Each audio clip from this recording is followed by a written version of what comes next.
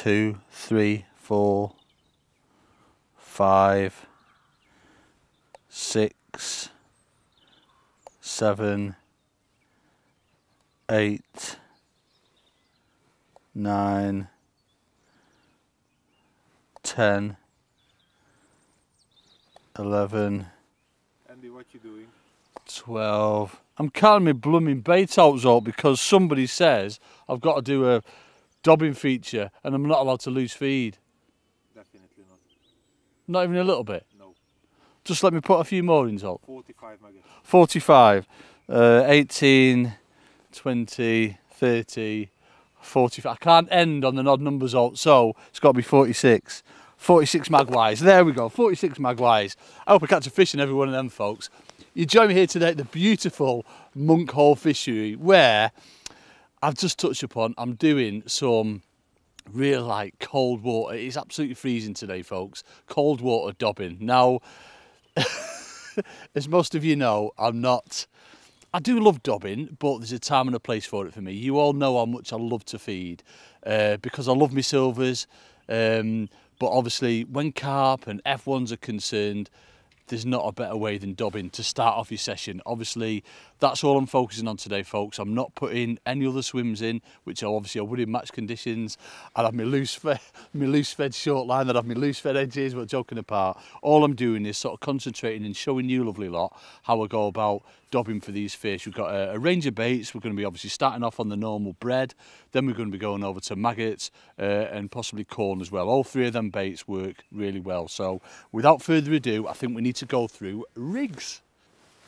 Okay, rigs then, and then I'll go on to bait as well shortly after it, because I've not got loads to talk through with bait wise, because I'm not allowed to feed loads, folks. I've not got loads on my side tray, but rigs wise, it's dead important that you're picking the right kinds of floats. Now, dobbing for me has changed quite a bit over the years. When we first started off dobbing, or when I first started off dobbing, don't like dobbing floats, but there we go.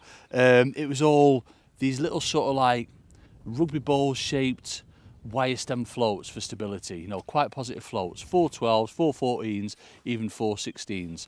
Theory was all your bulk shot underneath the float and then two really light droppers. So I've not really changed much from that, folks, other than I've changed my float a little bit. I've gone more towards sort of like just your traditional Chianti shaper float, you know, your F1 maggot, F1 pellet in this case, just because it cuts through that sort of surface toe a little bit better in the wind. You know what I mean? Obviously, I'm fishing at full 16 metres today to an island. We'll go through all that later, folks.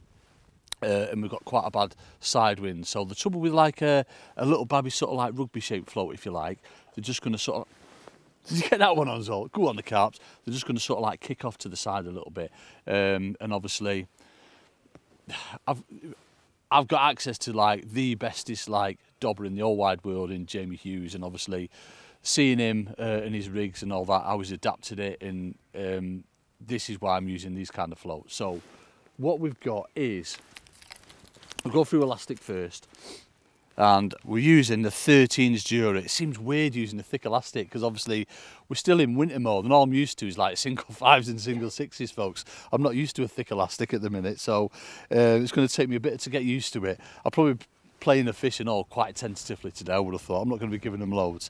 So 13s Dura, simply because it's carp we're after. If it was more sort of F1s, then I would probably go down like the 11s route or something like that, or like a hollow 10s or something like that, something a little bit softer. But we've got 13s Dura on. Now mainline, quite robust mainline. All my winter rigs have been 0.14, 0.16 at the absolute most, 0.18 today. Reason for that is a little bit thicker, friction through the water when that rig falls through. It's just going to slow that bread down a little bit, in theory anyway. And we've got quite a long bit of line between pole tip and float. I'll explain why later, because what we're going to do shortly after this, just after I've gone through the bait, I'm going to put plummet on and show you what we're plumbing up to. So long bit of line, pole tip to float. Back shots, as always, folks, 2 number 8s, back shots, now float wise. So this is where it's changed for me over the years. Rather than something like that, like your F1 shallow, little stumpy ones, or wire stem, carbon stem, that kind of thing, just go for a slightly longer float and it just rides a lot better in the water. So today's case, we've got an F1 pellet in a size 412. Now you'll notice, right under the float, I've got stots on. And how many times do I bang on about using shots and not stots? Well, it changes today, only for when I'm dobbing or for when I'm shallow. Can I not fish shallows all? No. Only for when I'm shallow fishing. And that's because every time I move depth, I want to make sure that I'm moving these shots, or stots in this case. They won't damage your line, shots can do. Now, bearing in mind, obviously, we've got quite a thick, robust main line on. It wouldn't matter too much if you're using shots, but it just looks a lot neater when you're moving the shots up and down your line that you're using stots. So we've got 4... What have we got on there? We've got 3 number 8s, a number 9, a number 10, and I've got quite a bit of bristle grease on my float today, folks, just so, because I'm fishing suspended baits, bread, when it takes on a little bit of water, certainly when you go like 8-10 punch, it's going to take on that bit of water and it's going to sink your float. Maggots, corn skin, that won't be a problem at all, but I've just got the grease on just because when I go into a bit of bigger bread, it's going to sink the float a little bit. So that is set at the moment at 2 foot. Now coming down the rig, we've got a single number 12 stot. That's probably, what's that? That's at halfway. And then we've got another number 12 stot. Now this is fishing up depths up to say 2.5 foot maybe. Anything deeper than that, and I'd include another number 12 stot into my rig, just so I'm getting that nice even fall as the bait falls through the water. Hook length wise, you know, work folks, straight out of the packet, we have got a size 18 GPMB to 0.11, 6 inches as well. Now, again, I'm massive for using sort of 4-inch hook lengths, 3 inches obviously in the summer, sometimes 2, but for this case, I'd only ever say use 6 inches normally when you're fishing like 7 or 8 foot plus, or for more natural venues, but I truly believe using a longer hook length, you just get that more natural fall. As you're laying that rig in, the bait falls a lot slower. And as I said, size 18 hook, I can change that throughout the day, but that gives me the option of using sort of like, you know, maggots on the hook, corn skin and this, that and the other. If fishing too big a hook, sometimes it can sort of stand out a little bit too much, and I don't want that today, folks. So that's the rig, nice and simple, dead easy. We'll talk you through plumbing up in a sec. I just want to talk you through my bait. So the 46 maggots counted in there. Oh, and we've got a bit of grass. Yeah, that's what we've got. Obviously, colours wise, whites, I love using whites as well. Discos, anything like that, but good old reds. We've got some bread, we've got a slice of bread in our bread container here. Yep, slice of bread in there. And we've got some corn. Now, you might think, why are you using corn, Andy? That's dead heavy, it's going to sink like a brick.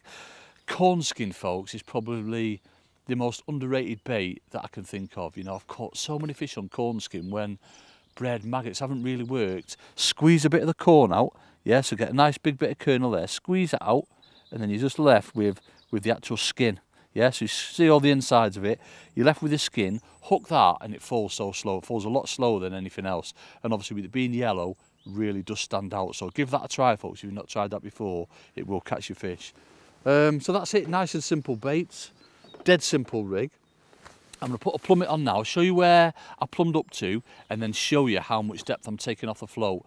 But the thing with dobbing is, I want to say there's no hard and fast rule with it. You know, once you've found that sort of like cluster of fish, you've just got to stay in touch with them basically.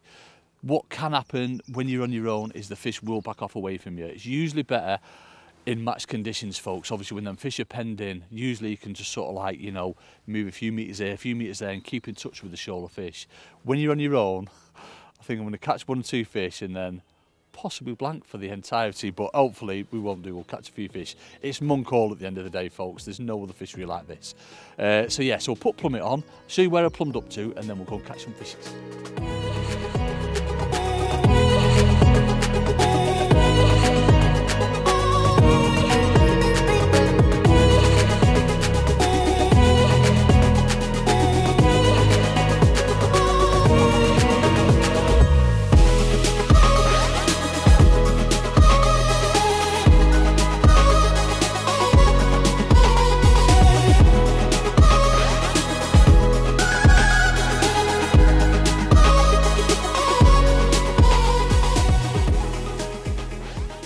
Plumbing up wise then, folks, not something I like doing, to be fair. I just want to fish shallow and windmill loads of bait in, but I'm not allowed today, am I, Zol? Not gonna happen. I'm going to ask again later on, Zol, you know that though. I know. So basically, conditions like this, or sort of this scenario that we've got in front of us, we've got an island and an aerator. Now it's it's sort of 17.5 metres to that aerator, so it's going to be a little bit tricky to get to that, obviously, with a wind that's due to get up today. but I can quite easily reach the island at 16 metres. Now obviously fish holding features like that, fish love to patrol around the islands. Now it's all about, I'm going to say, everyone's got their own sort of set depth in their head. Now obviously the deeper the venue, there could be at any depth. When you've got a depth of 5 or 6 foot, again there can be in any depth, but generally they'll be quite happy, I found, in 2 to 3 foot. And that is usually against sort of features. Now bearing in mind, as I was saying before, match conditions, you're normally playing sort of tennis, you know, with a person next to you, people either side of you. Fish, you know, spook off once you caught one, they catch one, they come back to you, that kind of thing. When you're on your own, I'm getting the excuses in now, folks. When you're on your own, it's a little bit different. So I just want to show you where I'm plumbing up to. I'm trying to find sort of 2.5 foot to start with, and then what I'm going to do is knock sort of like 6 inches off that, 8 inches, something like that. Now, obviously, that's only going to be 6 or 8 inches off the bottom from where I'm fishing. However, you're just as likely to catch at that depth in deeper water where you might have, like, I've not even plumbed it here in front of me, you know, 5, 6, 7 foot or something. You might even catch that deep there, almost like sort of shallow fishing, if you like. So don't just take it for granted. I mean, I've got fish topping everywhere. Don't just take it for granted that they'll be by the island. That's where I want to start off, because it's a natural fish holding feature. But obviously the aerator is as well, that kind of thing. If that aerator was closer, again, that'd be another area where I'd be going to. So waffling, aren't I? I'm going to put plummet on, and I'm going to show you, and then I'll get Zolt to follow my float, so we can see how that island sort of tapering away, how it's dropping off, kind of thing. So you can see what kind of depth we've got. When I go over in that open water there where the aerator is, I ain't got enough line on my rig, but that doesn't bother me, because I'm convinced I'm still going to catch it sort of like the 2 foot that I'm going to set my rig at, if you like. So let's get shipped out. Nice bit of break in the blooming wind now, folks, as well, which is nice. Now what I'd be doing starting off wise, I'd look for a sort of like the island to start off with, which is over there. So let me show you where we got there. So you can see that we're just sort of dead depth there. Yeah, you can just see. You getting that in, Zolt? Yeah, you're getting that in on my float there. You can see that's dead depth there, yeah? Let all resistance go. Now if I carry on plumbing up along this island here, I've got the same depth. Now the other thing that you can use for plumbing up is actually feeling for fish. I like to use a much lighter plummet, like probably a 10 gram plummet I use, just to sort of like drag your rig through and just feel around for fish. Now what you can do sometimes is, obviously, as soon as you start bumping them, that's where you know there's a little cluster of fish. That'll be the first place I'd go to start off with. But just as a rule, you can see where I plumbed up to. Yeah, got me dead depth there, which is sort of 2.5 foot. So what I'm going to do is come back and knock 6 inches off. But I'm going to make you work a little bit now, Zolt. Are you on my float? I'm going to come this way just to show you how much it tapers off. So you see there, I'm on the bottom there, yeah. But coming to my left, it's just going a little bit deeper. You see, it's just creeping off, and obviously that's just that island, just the contour off that island. Still not too bad there. Still on a little bit of the island there. But any minute now, it's gonna drop off. There, just see it just starting to go. So obviously things like that, they're natural fish holding features. Yeah, just at the bottom of the slopes, just coming up the slopes, fish love to gather there. You see how much deeper it is there, yeah? I've not got enough line on my rig. I'm right at the bottom of my connector there. Yeah, but I'm still be quite happy fishing the depth that I've got, just because of the amount of fish that are jumping. Yeah, you can see there where I'm on that area there, that's the bottom. That's the bottom I've got there. So full, it's going to be like 4 foot, 4 and a bit foot there. So we'll come back. I've got to do a double ship here as well, folks. And I'll show you where I've got me rig to. So I'm just going to hook that back up into the bottom of the pole. I've got my mark on my pole as well, which I'm going to. But again, there's no right and wrong with it. You don't have to be as precise as if you were, you know, setting your little traps and tapping your bait in. That has got to be bang on because you're fishing in a little tiny area. With dobbing, you don't have to be. You know, you'll see me, I'll have the rig in for 50 seconds to a minute. I'll lift it out and drop it in again. Or I might just lift the float out and drop it on its side, because the fish, they'll be watching that bait through the water. They don't, I'm not going to say they won't take a suspended bait, because they will. But they'll take bait that's falling through the water a lot more natural. So where are we up to there? So there's 3 foot. there's 2 foot there. So bring that float back down to my shots that we're at just over 2 foot, which is there. So I know now that I am, what's that, 6 inches, so roughly 7 inches off the bottom, something like that. I'm going to bring my back shots down to that grease, so I've got a nice angle on that, and that is going to be my starting point.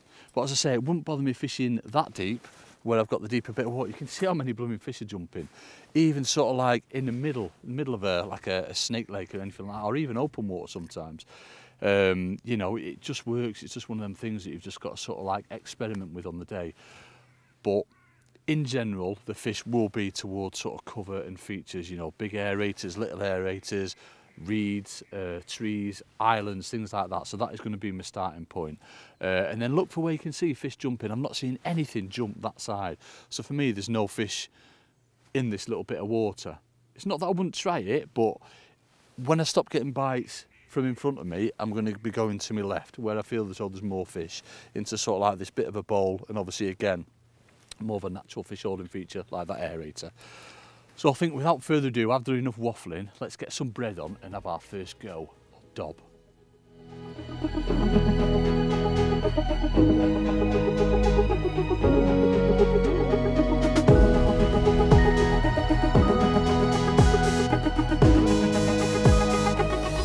Nearly ready to have our first go then, folks, but before I do, I just want to quickly go through how I hook the different kinds of baits. Obviously, first things first is the bread. So 6mm bread punch I'm starting off on. I don't want to go too selective, so 6mm is about right for me.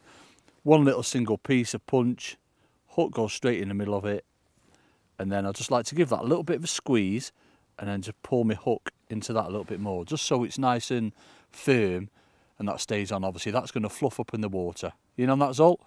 Yeah, obviously hook's exposed. My thing with bread is one of them, you know, obviously the more you fish with it, lift and drop and this, that and the other, it can tend to fall off, but you know, it's just one of them things. That's why I like using more robust things like maggots and what have you. So maggots wise next then, and hooking a maggot. Now, double maggot, single maggot. I always start off on a single maggot, but what I'll do, I'll hook it through the side, almost like I'm fishing, you know, shallow fishing. No. Almost like when I'm shallow fishing for the eyes or anything in that, for that matter, folks. Squeeze the maggot out, fold it over, and I'm just going to nick it through the side. That way, your hook is following the maggot, so it's like in a kind of T shape. Your hook's following the maggot, but what you get is sort of like this parachute effect. It sort of like slows down as it falls through the water. It's falling like that through the water, and that maggot, it just looks so natural as it's falling that way. You know, not only a great tactic for summer shallow fishing, but also a great tactic for dobbing as well. And also the other way is to put 2 maggots on, both through the point, and never put them through the thick bit when I'm doubling up on magwise, just because I think it masks the hook too much. So that's double maggot on there. That can be a real sort of like winner, double maggot. Obviously any colour will do. I've got reds today. And then we've got our corn, so I'm going to get a bit of corn out. So we'll get a nice sort of like medium-sized kernel, squeeze the inside out, and then what we're going to do is just literally hook through the top the corn skin. Now that can be an absolute killer on its day, folks. I've caught so many fish on corn skin. Really overlooked. You know, people would just prefer to put the corn on, but obviously the trouble with putting corn on, it sinks like an absolute blooming brick, so the fish will be like, what happened there? Where's that gone? Whereas obviously corn skin acts very similar to like maggots. It's so light, flutters down, but it's the colour of the bait. That bright yellow piece of corn stands out really well, so that can be a right good change bait. So I think what we're going to do is we're going to get straight into it. Yes, come on, let's get straight into it then. So I'm going to start off on a punch of bread. So 6mm punch of bread, folks, as I was saying. Let us get on. And then we'll see what's happening. Where I'm going to go, so remember I'll put that back to 2 foot, so I'm roughly sort of 6 inches or 7 inches off the bottom from my marker. I'm going to start off on the point of the island, just into like I've got a bit of a dark shadow, which should be perfect for me to see the float. Now what I'll be doing is, obviously as I lay the rig in, I'm going to be holding a tight line to that float. I just want to basically just plop that rig in and just sit and wait. So we'll start off on that point there. I'm in the dark water. I'm just going to leave that suspended. Now obviously what's going to happen, them number 12s as they're falling through, they just fall through really slow. I don't want to impart loads of movement on that because I want it to be as still as possible. It's not going to be easy with the wind, but I'm going to try my hardest. Now what I'm looking to do is only leave it sort of 50 seconds to a minute. I don't want to leave it too long, if you like. Simply because, I mean, oh, there we go. That didn't take long, folks, did it? The fish will take a suspended bait, but they much prefer that bait to be falling through nice and natural. God, I wasn't expecting that, folks. Bloody dobbing. It's actually all right dobbing, isn't it? Hey, Zolt, dobbing's all right, mate. So, take your time when you're playing the fish. Obviously, this time of year, just take your time with them. It's carp, usually carp, but obviously F1s as well. Don't want to be rushing them. God, I'm so tempted now to like put my pole like that, get some magpies in. Not allowed, folks. Nope, Ian Zolt said it again, not allowed. Yeah, we've got fairly heavy gear on. Obviously, if it was great big wobbly ones and, you know what I mean, this, that and the other, they don't really tend to inspect your rig too much, so you could get away potentially using heavier hook length. Not necessarily bigger hooks. The trouble with bigger hooks, certainly heavier hooks, is they're just going to make your bait fall too quick, if you like. Whereas obviously a nice small hook, lightish, it's going to fall nice and slow. It's weird using heavy elastic, folks. I'm going to give it a pull as well. I'm used to blooming 5s and 6s, aren't I? I'm not used to heavy elastic. But this time of year, again, the fish haven't been, well, they've not woke up yet by any stretch. They'll have a little bit of a wobble, but you shouldn't have any trouble. I mean, how often, you know, when your silver's elastic and your silver's gear, are we getting these great big wobbly carps in? No trouble at all. They just don't fight. They just don't fight. So, I'll get this one in. Then what I'll do, usually the fish, they'll hang around in a bit of a cluster, a bit of a group. So I'll go back to the exact same spot, have another do there, probably give it 5 minutes, you know, lifting it out every sort of minute or so. Easing, lifting it out every sort of minute or so, and then what I'll do is, if I've not had any bites or signs there, I'll move. As I say, I don't want to go that way because I've not seen any fish. There might be, who knows, but what I'll probably do is move to me left. Well, that's a lovely chunky common to start off with, folks. Look at him, probably hitting on for £3, I'd say, a bit over £3, right in the top lip. 8 out of 10 he is, folks. Let me get the hook out and I'll show him, yeah. Look at that to start off with, folks. Beautiful chunky common. What a little stunner. Like a blooming ice cube, folks. So cold. Let's get air in there. And then obviously first things first, check for any slime, check your shots are in the same position. But basically what's happening, let's come back and demonstrate.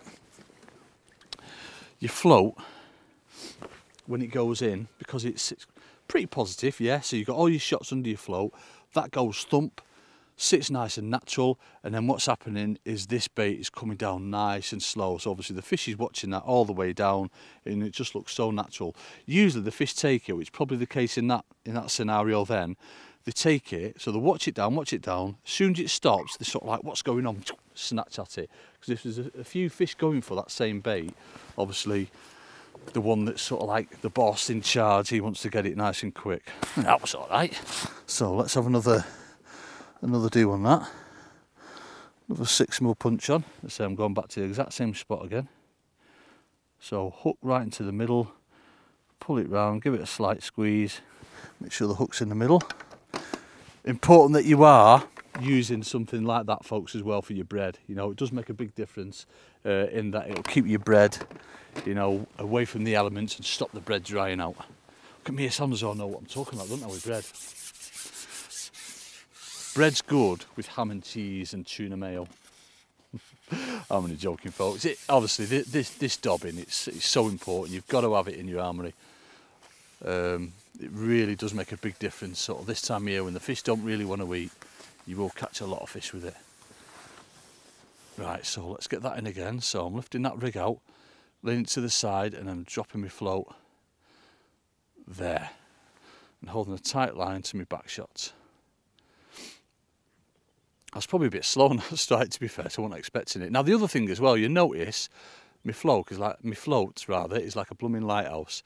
Honestly, you can have lots of bristles showing, and again I've put grease on it as well, folks, yeah, just to make it be even more buoyant. So there's something there, then we had a little dink. You will get the odd like little babby roach, you know, if there's sort of like smaller fishing as well on bread, because obviously it just stands out. But yeah, it doesn't matter if you've got a lot of bristles showing.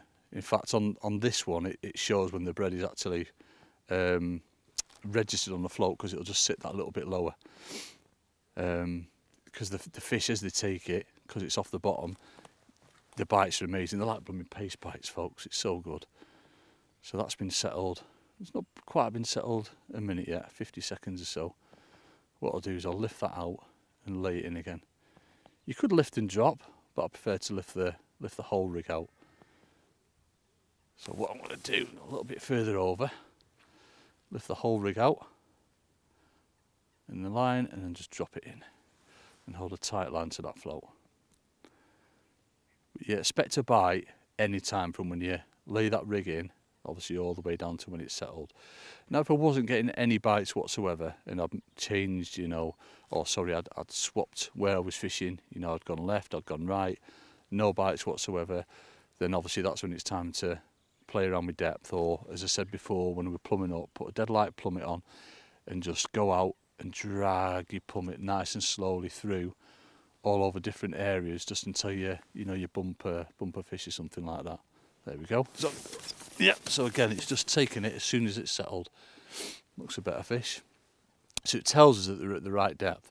I say everyone's got their own sort of thought process, but for me with dobbing, I've always found around 2 foot, 2 and a bit foot, and around sort of 6 to 8 inches off the bottom has always been best for me. Always, even in like proper deep water. It's just one of them, you know. People will tell you different, but it's just one of them what you've just got to get used to. So again, just take your time. No rush these fish, they're decent fish. It's gone right to the right, that. Bring that round. But again, so that had probably similar time scale to that other one, maybe a little bit quicker, in that it's took it within sort of like that 1 minute time period, yeah. So it's probably watched it all the way down and then just nailed it.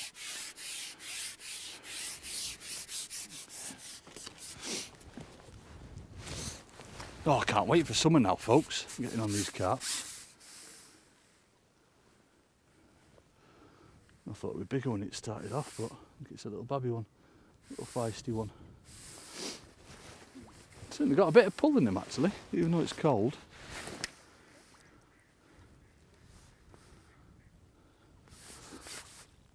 Go on the fishies, go on the carps. Oh, it's probably similar size, isn't it? Maybe a little bit bigger. Oh no, he's a bit bigger. He's got a belly on him like I had over winter, folks, this one. Oh yeah, he's a nice one. Probably getting on for £6, that one. So it's like probably 9 or £10 in 2 fish. It shows you how quick. Now this one is hooked in the bottom lip. Now usually what that means when you're fishing shallow, I've said it again, salt shallow, is that the fish have come in past you, up above your bait, and then as they're going back down, that's where they see it. So this tells me that this fish could potentially have been shallower. If you're getting a lot of fish in the bottom part of the lip, and that's usually what it means, is you just need to shallow up a little bit. But at the end of the day, folks, if you're getting bites and you're catching fish, don't matter, does it? You know what I mean? But certainly if I was shallow fishing, which I'm not, calm down. If I was shallow fishing, then what I'd be doing is getting another rig out and going shallower. He's not happy, this one. There we go. Let's get that disgorger out. Give me a bit of a rinse and I'll show you this one, folks, because this is a beauty. He's a good £6 him. Look at that belly on him. He's fed well over winter, hasn't he? Look at that. Stunner. What an absolute beauty. And good nick these fish are in here. Now, the other thing as well, obviously, them two have been on bread nice and quick. Couldn't have gone any better, to be fair, folks. If you weren't getting bites on bread, that's when you change it to like your maggots or your corn skin, this, that and the other. But again, the beauty of bread, it's tried, trusted, you know, so good, falls nice and natural, and just stands out like a sore thumb, doesn't it really, with it being bright white. Check your shots, that stot had just moved a little bit which they will do. Obviously stocks will move on your line. Any slime, get that off, and then straight back in business again. Oh, this is right good. I might do dobbing more often, you know. I'm right good at it. They're onto things, these anglers, when they start dobbing, aren't they? Right, so, same again, I'm not going to move. I'm going to go into that same spot. You usually find as I say, you'll get a group of fish before you find you need to move. Let's bring that off. Wind's been kind to us at the minute, so not too bad. Get to our marker, which is there. Lift that rig out, lay it out to the side, and then plop that float right in that dark water there where we can see it. Lovely. So you see, I'm trying to make sure that I've got as much stability on that float as possible. I don't want it twitching because obviously it doesn't look natural. As soon as it's sort of like you can't hold on to that float, if you like, and make it sit as natural as possible, that's when it's time to come off it, because you won't get a bite. Certainly if the tow was bad as well, running through, you don't tend to catch when it's like that. If it's backing up the other way, that'd be alright. As it is now, it's perfect, there's nothing wrong with that. But just be mindful of it. You want quite a long bit of line port up to float at all times. You don't want short bit. Usually because when you're dobbing, it's going to be clear water, but the other thing as well, you need to maintain that stability. So if your line's too short and you've got a bit of a ripple on, it's going to be blowing your float all over the place and it won't look natural then. So that's been settled. 50 seconds to a minute. Lift that out again. Oh, my breads fell off.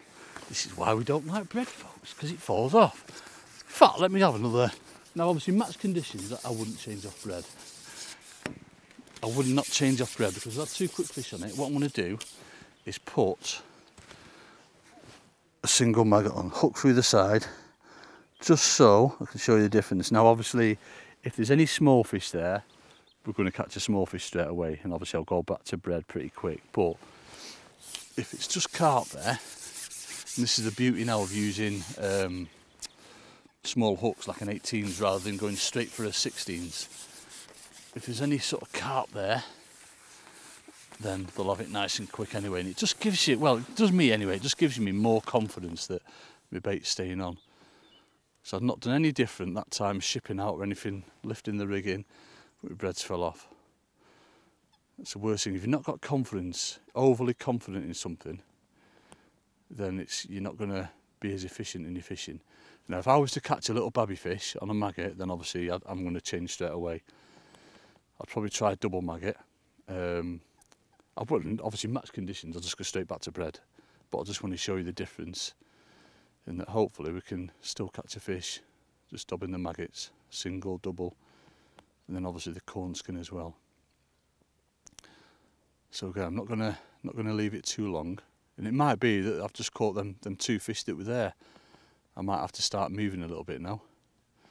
You know, so as I said, I've not seen anything that side, but there's nothing to stop me going up that island to the right. But most of the fish that I've seen have obviously been to my left, so that's my first port of call. That's what I'll be doing. It might be that maggots aren't right on the day because they're not standing out as much. We don't know. It might be that they've moved. So I'll just put that bait in again there. Sink that back shot a little bit.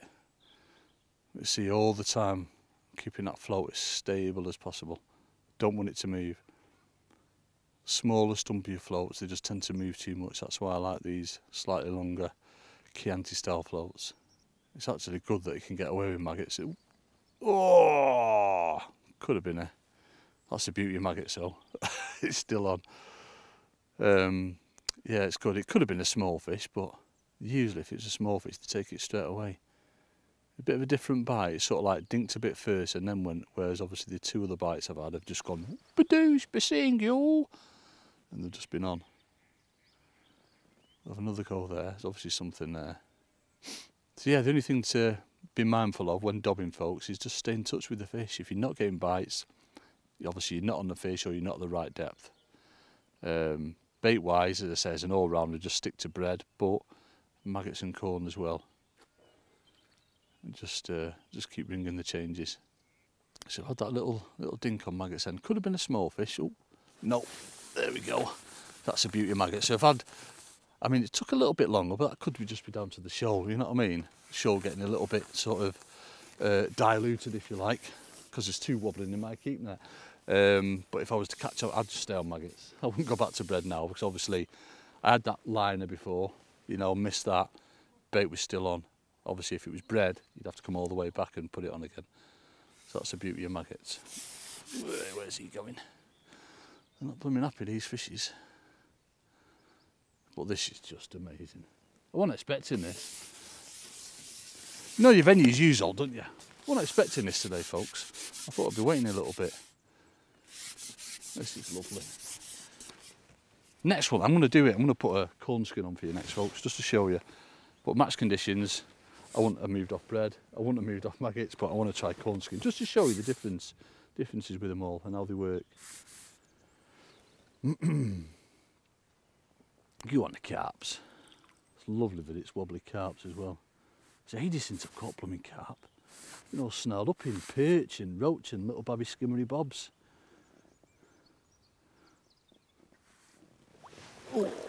Oh, wasn't quite quick enough then. Wasn't quite quick enough, folks. They're good stamp, these fish. Ooh, and again. And again.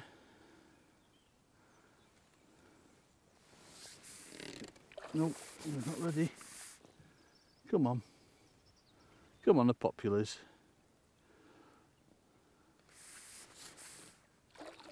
Angry fish. I wonder why I got a blooming bigger landing net. It's not a landing net I choose. I'm glad I did now. I'd have gone for a little babby one. You need them with these stamp. Good stamp of fish. Again, I'm still going back to that same spot. Until something tells me that, you know, I need to change or move away from it, just stick on it. I don't need to change anything at the minute. Oh, come here. It's certainly putting up a bit of a scrap. Yeah, it's in. Lovely. He's about four pound him. Right in the top lip. Perfect. Perfect. Another 7 out of 10. Let me show you that one. 4.5 pound him. Beautiful. Beautiful populace. Right, let's do a corn skin. Let's get him in there. He's not coming out. Come on. There we go. Right, check your shot in. Shot's alright, shot's alright. Right, let's get corn skin on. Just so I can go through the baits with you. I've talked about the bait, so let me just show you can get a bite on every single one. So medium sized bit of corn. Squeeze that out. Squeeze the innards out and then just hook it right through the top. Again, quite robust, stays on pretty well, but it just falls lovely and slow. Love a bit of corn skin. Right, let's give that a go.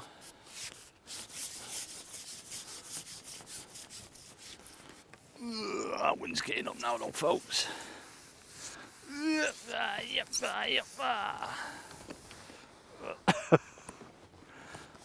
Right, we'll try and catch you one now on this.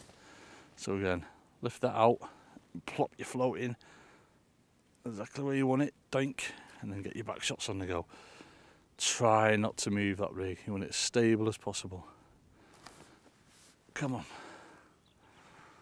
Hopefully one will take it. It can sometimes be the best bait, a corn skin. Certainly, oh, I think we had a little dink then.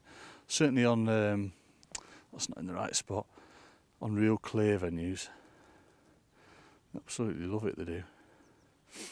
That's it, that's settling nice, that blooming wind. As you see, we're getting them little dinks on the float, just as that wind's blowing my pole a little bit. Not ideal. Not ideal. Especially when you're fishing at sort of 16 metres. It's not too bad, it's them little flicks that you don't want. Is that sort of like moving your bait away sharply. That's been settled. Near enough 50 seconds. I mean, sometimes just, you know, leave it and see what happens. But whenever I've dobbed, it's been far better to lift and drop, like I've been doing, just so the fish can watch that whole bait down, if you like. It just baffles me though, folks. You know how much I love to feed, that you can catch any fish without putting bait on. It does my head in, or any bait in rather. It's always a tactic I'd start off on carp venues for sure, but it's definitely not something I'd end up on at the end of the session. But it shows how deadly it is, you know, 3 fish there for 6 and a 9, probably getting on for £12 in no amount of time at all. Just shows you. On that swim, so what I'm going to do, I'm going to move about a metre to me left. He's following his halt, if I move a bit to my left, right, so I'm going to pick that out and just go to the end of them reeds there. Oh, it's not, you're blowing wind. That's not ideal. Let me lay that in again. That wind was a bit pongy then. That's it. Right, hold a tight line. There we go. That's better. So yeah, we're probably maybe a little bit less than a metre, but that's all it can take sometimes. That's all it needs. It might be they don't want corn skin today. You know what I mean? It could, any number of reasons. You just got to work through that in your session. Obviously, we've had them 2 quick ones. And then we had them missed a bite and had one on maggot. It's just working through. They might have moved or they might not want that bait. It's noticeable since I started fishing, there's not been as many jumping, not been as many topping. That was a dink then. Wrong kind of bite though, that, folks. I'd have said that was more linery with how slow it was. The bites that you're looking for on this are like a million mile an hour, well, like what we've had basically. If it just goes slow and you're getting a few of them, or certainly you're foul hooking them, then obviously that's definitely telling you you're fishing too deep, so just shallow up a little bit. Yeah, I wouldn't have said that was a proper bite. So it's just moving a little bit now, folks. It's not ideal, that. That was my back shot sinking, that then. No. I'm going to give it this last go on corn, then I'm going to come back and I'm going to put maggot on again.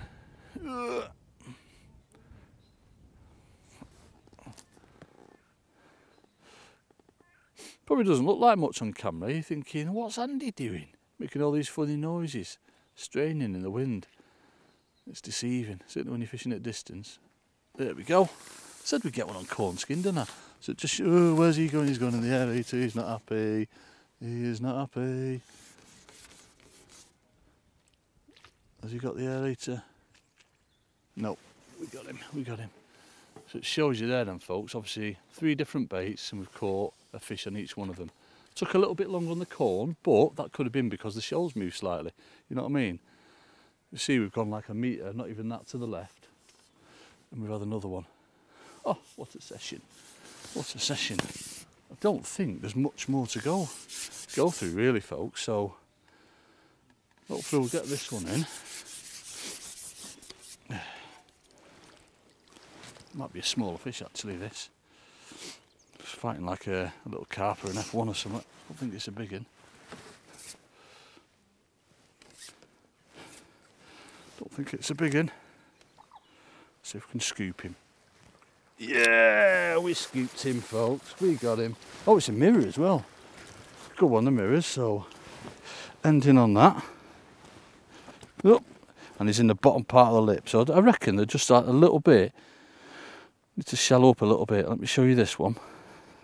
Little baby mirror, probably getting on for £3 again. Lovely, over £3.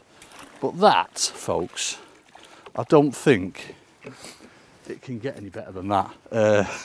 4 fish on 3 different baits, just to go through it all with you. Now, main things to look out for, like we've done then. So obviously you started off on that spot, and then we had a couple of quick fish, not 3 fish, and then we stopped getting bites altogether. Wasn't because of the bait, because obviously the bait that we put on, because we had a bite on that when we moved, you know, sort of like a metre to the left. keep bringing the changes. If you're not getting bites a little bit deeper, if you're foul hooking them or you're hooking them in the bottom part of the lip, again, that can tell you potentially that you're too deep. The last 2 fish I've had have been in the bottom part of the lip, so I might be fishing that a little bit too deep. But be mobile with it, folks, yeah? Left and right, certainly on islands. As I say, I've not seen any fish top to me right at all. All the fish have been in this bowl, but that doesn't mean that the fish won't be there. You know what I mean? Certainly if there's a cold wind, that'd be at the back of the island, that kind of thing, sitting out of it, so just experiment on the day. Experiment with the depths, as I said, as well, and even right down the middle, you know, away from the island. Where you don't think there'd be any fish whatsoever is sometimes where you're going to catch fish, so just experiment with it on the day. But yeah, I've proper enjoyed that, folks. I'm going to be doing what I don't want to fish shallow anymore, Salt. I just want to go dobbing everywhere we go. But folks, I hope you've enjoyed it. No, I am lying. I want to windmill loads of bait, and you watch now, folks. When we get a top kit out, windmill loads of magpies there and catch a load of vids. But no, I've absolutely loved that. Monkhall Fishery is like one hell of a venue. But this time of year, this style of fishing will work wherever you're going, for carp, anything really. But it's just such a deadly tactic. Often underused, I'd say, as well. You know, if you certainly if you're like me, you like putting some bait in, you don't even think about dobbing, but it just proves how effective it can be. You know, that first sort of hour, 2 hours, getting some fish in your net, and then sort of like going for the fish that are starting to feed. Obviously, keep an eye on what fish people are doing. If they are responding to bait, you're going to have to put some in, but starting off your session, get on it, folks. It's so good. As ever, please don't forget to like, subscribe, hit the notification button, and that'll tell you when we're putting all these wonderful videos out for you to enjoy. Hope you've enjoyed that, folks. I'm going to go and catch me some more now because I absolutely loved it. Yeah!